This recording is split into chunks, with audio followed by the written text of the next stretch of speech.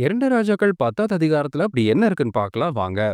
ஏகு ராஜாவாக அபிஷேகம் செய்யப்பட்ட பிற்பாடு ஆகாபின் மீதமுள்ள சந்ததியினரை அழிக்க விரைவாக நடவடிக்கை எடுக்கிறார். ஆகாபின் அரச குடும்பத்தினர் அனைவரையும் பாகாலின் கோவிலில் ஒரு பெரிய பலிக்கு வரவழைத்து அவர்கள் கூடியவுடன் பாகாலின் அனைத்து வழிபாட்டாளர்களையும் பூஜாரிகளையும் கொல்ல ஏகு கட்டளையிடுகிறார். இதனால் பாகாலின் வம்சாவளி முற்றிலுமாக அழிக்கப்படுவதை உறுதி செய்கிறார். இந்த செயல் ஆகாபின் வம்சவழி துண்டிக்கப்படுவது குறித்து எலியாவுக்கு கொடுக்கப்பட்ட தீர்க்க தரிசனத்தை நிறைவேற்றுகிறது. கர்த்தருக்காக யெகூவின் வைராக்கியம் குறிப்பிடத்தக்கது. ஆனால் அவர் யெரொபெயாமின் பாவங்களிலிருந்து விலகி தங்க கன்றுக்குட்டிகளை வழங்குவதை தொடர்கிறார். இவ்வாறு அவர் பாகால் வழிபாட்டை சுத்திகரிக்கும் அதே வேளையில் இஸ்ரவேலை மேலும் சிலை வழிபாட்டிற்கு இட்டு செல்கிறார். இந்த அத்தியாயம் பாவத்தின் மீதான கடவுளின் நியாய தீர்ப்பையும் அவருடைய கட்டளைகளை முழுமையாக பின்பற்றுவதின் தீவிரத்தையும் விளக்குகிறது. பகுதி அளவு கீழ்ப்படிதல் என்பதும் கீழ்ப்படியாமைதான் என்பதை யெகூவின் செயல்கள் நினைவூட்டுகின்றன.